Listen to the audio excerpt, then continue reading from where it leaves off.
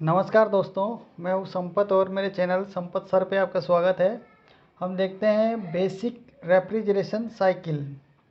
Basic refrigeration cycle है क्या और रेफ्रिजरेशन साइकिल का यूज क्या है और क्या इसका पर्पज़ है। तो जितने भी हमारे एयर कंडीशनिंग है, जैसे कि एसी हो गया, हमारा फ्रिज हो गया, चिलर हो गया, ये सब जो चीज़ें ठंडी करती है, जो कूलिंग इफेक्ट प्रोड्यूस करती है, जो हमें जो ठंडक मिलती है, उसमें जो साइकिल काम करती है, जो उसका प्रिंसिपल काम करता है, वो रेफ्रिजरेशन साइकिल के ऊपर करता है। बेसिक रेफ्रिजरेशन साइकिल यानी उस साइकिल के ऊपर ये सारी चीज़ें काम करती है। यानी एसी का जो कूलिंग इफेक्ट, चाहे फ्रिज हो, चिलर हो या एसी हो जो हमारे घर में लगा हुआ, वो इसी साइकिल पे काम करता है। तो ये साइकिल किस तरह से काम करती है और क्या होता है इससे, जिससे हमें कूलिंग मिलती है, ठंडा होता है, वो एरिया ठंडा हो जाता है। तो ये एक साइकिल है, बेसिक ही है, बेसिक साइकिल है ये, फर्स्ट ही साइकिल ही है, बेसिक बिल्कुल। तो इसके अंदर में जो पार्ट्स हैं, मेन पार्ट्स जो होते हैं, वो जो बिल्कुल नेसेसरी पार्ट्स है वो है, जैसे कि हमने एक कंप्रेसर होता है, चाहे हमने फ्रिज देखा होगा, एसी देखा होगा या चिलर देखा होता, उसमें एक कंप्रेसर ज़रूर होता है जो कि कंप्रेस करने के काम में आता है। यानी कि ये क्या करता है, यहाँ से गैस को यहाँ से कंप्रेस करता है, और वो गैस कंप्रेस होने के बाद दूसरे नंबर पर जो पार्ट्स है, वो दूसरे नंबर का पार्ट है, वो उसको बोलते हैं कंडेंसर। कंडेंसर मतलब ये क्या होता करता है, जो गैस है इसको ठंडा करता है, ठंडा करता है। ये क्या करता है, कंडेंसर का काम क्या है, केवल गैस को ठंडा करना। ठंडा करने का मतलब ये है कि गैस जो है उसको ये फेस चेंज कर देता है। मतलब यहाँ पे ये वेपर है, यानी कि गैस है, गैस जो है ये वेपर फॉर्म में है। वेपर मतलब वाष्प की फॉर्म में है। वाष्प जो कंप्रेसर में जो गैस है, उसको जो कंप्रेसर जो यहाँ पे जो भेज रहा है, कंप्रेस कर रहा है, ये वेपर यानी वाष्प की फॉर्म में है, वाष्प की फॉर्म में है। ये यहाँ जाने के बाद में इसमें क्या होता है, कंडेंसर है। कंडेंसर में एक ऐसे एल्युमिनियम फिन्स टाइप की ट्यूब्स होती है और यह एक पंखा लगा होता है। तो ये हवा को इसमें से गुजारता है, जिससे क्या होता है कि यहाँ से जो हीट है वो बाहर एनवायरनमेंट में निकल जाती है, बाहर चल जाती है, और जो इसके अंदर जो वेपर फॉर्म में जो गैस है वो ठंडी होती है। तब ठंडी होने से क्या होता है कि वो लिक्विड बन जाता है उसका, और वो लिक्विड जो है यहाँ से होता हुआ इस पाइप्स के थ्रू, कॉपर पाइप्स के थ्रू होता हुआ यहाँ पे आता है। और यहाँ पर जो है ये एक्सपेंशन वाल लगा होता है, एक वाल्व होता है जो कि इसको कितने गैस को आगे जाने देना है उसको कंट्रोल करता है। तो यहीं से प्रेशर का डिफरेंस हो जाता है। यहाँ पर गैस का जो इस पाइप से यहाँ से कंप्रेसर से लगा के यहाँ तक, इसमें P1 प्रेशर मान सकते हैं। मतलब इस लाइन का, पूरी लाइन का यहाँ से यहाँ तक का जो प्रेशर है वो एक होता है। ये जो वाल है, एक वाल की तरह समझ सकते हैं कि यहाँ से ये बंद है, अब ये समझ सकते हैं ये बंद है। यहाँ से कंप्रेसर गैस को कंप्रेस किया और इसके अंदर एक निश्चित प्रेशर होता है जो कि P1 मान सकते हैं, यानी कि एक निश्चित प्रेशर है इसके अंदर। और वो प्रेशर कौन बना रहा है, ये प्रेशर बना रहा है कंप्रेसर, जो यहाँ से इसने वेपर को यहाँ पुश किया और यहाँ से हमने इसमें कंडेंसर में इसको ठंडा किया। ठंडा करने से केवल यही होता है कि इसका जो हीट है वो बाहर चली जाएगी, और जो हीट बाहर जाएगी तो वेपर है वो लिक्विड में कन्वर्ट हो जाएगी, यानी वेपर जो है लिक्विड बन जाती है। यहाँ पे फेस चेंज हो जाता है सब्सटेंस का। तो ये लिक्विड है और ये लिक्विड फिर आगे जाता है और यहाँ तक एक पोर्शन में इस प्रेशर P1 के अंदर रहता है ये। और यहाँ से जब वापस आगे बढ़ते हैं, हमने क्या करा, इसको अब ठंडा करने के लिए इस वाल को थोड़ा सा खोल दिया, या ये ऑटोमेटिकली ही बहुत ही बारीक कैपिलरी के थ्रू या कहीं कहीं भी मोटराइज सोलेनॉइड वाल के थ्रू ये अपने अकॉर्डिंगली खुलता है, प्रेशर के अकॉर्डिंगली। और जैसे ही ठंडों की हमें आगे चिलिंग की ज़रूरत होती है तो यहाँ से वाल खुल जाता है। जब वाल खुल जाता है तो इसमें से निश्चित प्रेशर से गैस भरी हुई है, वो गैस यहाँ से आगे आती है, और ये इसको बोलते हैं इवोपरेटर। इवोपरेटर का मतलब ये वो जगह होती है जहाँ पर हमें कूलिंग चाहिए होती है, जैसे कि फ्रिज का अंदर का पोर्शन हो गया, या रूम के अंदर जो इंडोर लगा होता है, जिसके अंदर हमने देखा होगा कि वहाँ पर भी एक कॉइल लगी होती है और उस कॉइल में पंखा लगा होता है, जिससे हमें ठंडी हवा मिलती है। तो ये वो जगह होती है जहाँ पर हमें ठंडी चीज़ करना है, किसी चीज़ को, इंडोर वाली जो जगह है वो होती है, इसको इवोपरेटर कहते हैं।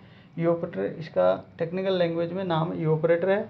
ये क्या करता है कि जो यहाँ से क्या आया हमारे पास में लिक्विड आया, और ये लिक्विड कहाँ बना, यहाँ कंडेंसर में। कंडेंसर में क्यों बना, यहाँ पर ये जो है इसने ठंडा करा।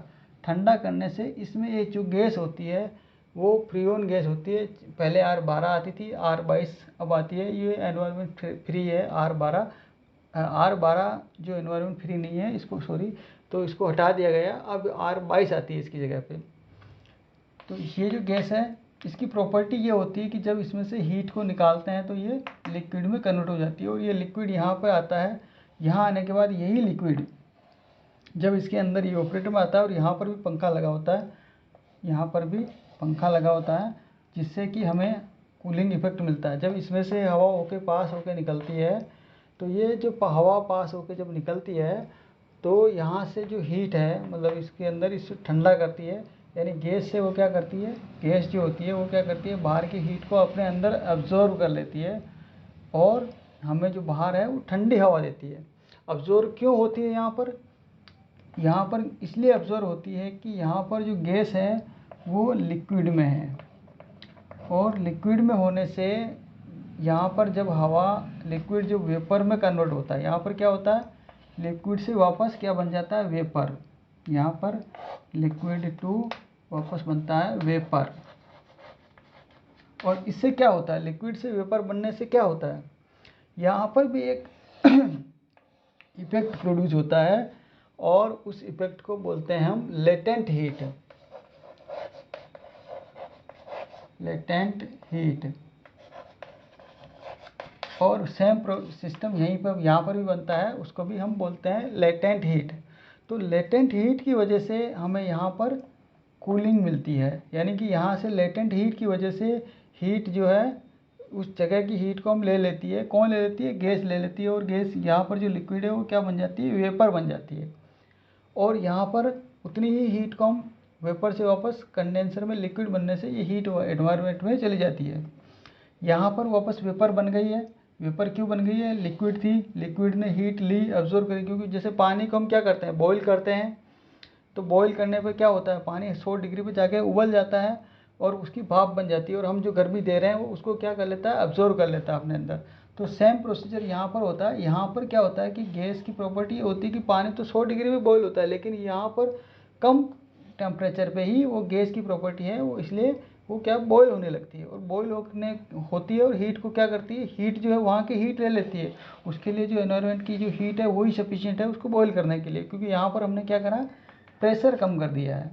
तो प्रेशर कम होने से वो बॉईल होने लगती है इस कम टेम्परेचर पे भी, और यहाँ पर लिक्विड वेपर में कन्वर्ट हो गया। अब यहाँ पर आ गई है वेपर, वाष्प बन गई है। ये बचा हुआ लिक्विड अभी यहीं है। वेपर यहाँ से कंप्रेसर क्या करेगा, इस वेपर वापस कंप्रेसर में चली जाएगी ये, और कंप्रेसर में जाने से कंप्रेसर इसको फिर से कंप्रेस करेगा। किसको करेगा, कंप्रेसर वेपर को कंप्रेस करता है, न कि लिक्विड को करता है। ये गैस का जो है वेपर है। ये वेपर जब यहाँ जाती है पुनः किस में गई, कंडेंसर में। कंडेंसर में वेपर गई, तो वेपर से क्या बनना करना हमें इसको लिक्विड बनाना है, वेपर को लिक्विड बनाना है। तो वेपर जब लिक्विड, यानी कि इसका फेस चेंज होगा, यहाँ पर भी वेपर क्या करेगी, लिक्विड बनेगी। तो इसको क्या करना, हमें हीट को निकालना है। हीट को निकालने के लिए हमें वापस वही पंखा चलाएंगे, और हवा गर्म होकर बाहर चली जाती है।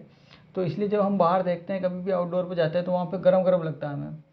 तो ये गर्म लगता है, यानी कि हीट जो है बाहर जा रही है। वो हीट कहाँ से आएगी, वो हीट जो है इसका जो फेस बदल रहा है गैस का, यानी कि वेपर से ये लिक्विड में आ रही है, वेपर से लिक्विड में आ रही है, तो हीट को बाहर निकाल रही है। ये हीट बाहर निकल रही है, तो लिक्विड में कन्वर्ट हो रहा है, यानी लेटेंट हीट की वजह से, जिसको बोलते हैं हम लेटेंट हीट, उसकी वजह से हो रहा है ये।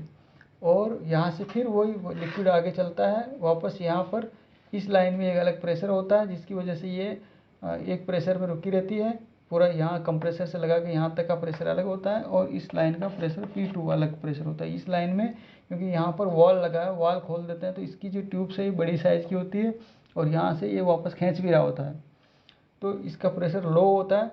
लो प्रेशर पे ये गैस अपने आप ही बॉयल होने लगती है, हल्के से हीट मिलते ही, और ये हीट जो है कमरे के अंदर की या कहीं भी फ्रिज के अंदर की जो भी होती है, उस हीट को लेके वापस वेपर में कन्वर्ट हो जाती है।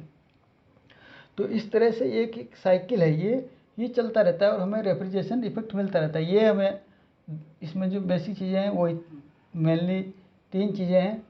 ये कंडेंसर है, ये बाहर रख देते हैं हम एनवायरनमेंट में, जहाँ से हीट को बाहर निकाल देते हैं। ये इवेपोरेटर है, ये अंदर की तरफ रख लेते हैं, चाहे इंडोर हो चाहे कुछ भी हो, तो वहाँ पर हमें कूलिंग इफेक्ट मिलता है, यानी हीट को यहाँ से लेता है तो ये चीज़ों को ठंडी कर देता है और ये हीट को लेके ये वापस यहाँ से बाहर निकाल देता है। और ये कंप्रेसर केवल इसको कंप्रेस करता रहता है गैस को।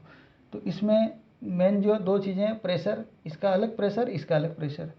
इस लाइन में जो कंडेंसर से आगे चीज़ है वो लिक्विड फॉर्म में रहती है और इधर वाली जो चीज़ है वो वेपर फॉर्म में रहती है, गैस।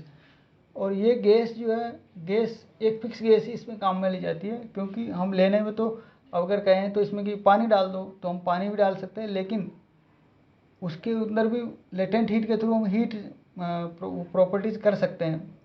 लेकिन पानी की प्रॉपर्टी क्या है, 100 डिग्री पर जाकर ये बॉयल होगा। यहाँ पर हम कंप्रेसर में क्या देना है, हमें वेपर देनी है केवल, और पानी 100 डिग्री पे बॉयल होता है, तो हमें यहाँ का टेम्परेचर 100 डिग्री करना पड़ेगा, तब जाके ये वेपर में कन्वर्ट होगा। और ये रेफ्रिजरेंट क्या होता है कि ये ऐसी प्रॉपर्टी होती है इसकी कि ये जो है बहुत कम टेम्परेचर पे, डाउन टेम्परेचर पे भी, यानी कि कुछ गैसें तो ऐसी है जो माइनस के टेम्परेचर पे भी बॉयल हो जाती है। तो इसलिए हमें कुछ ऐसी गैसों को चूज करते हैं जिनकी लेटेंट हीट भी ज़्यादा होती है और वो बॉयल भी कम टेम्परेचर पे ही हो जाती है। तो इसलिए हम फ्रीऑन गैस या स्पेशल गैस ही यूज करते हैं। तो ये है, इस तरह से एक बेसिक रेफ्रिजरेंट साइकिल है। तो ये समझ में आया होगा, आशा है आप लोगों को, और अच्छा लगा हो तो इस पर कमेंट्स कीजिए, लाइक कीजिए और शेयर कीजिए।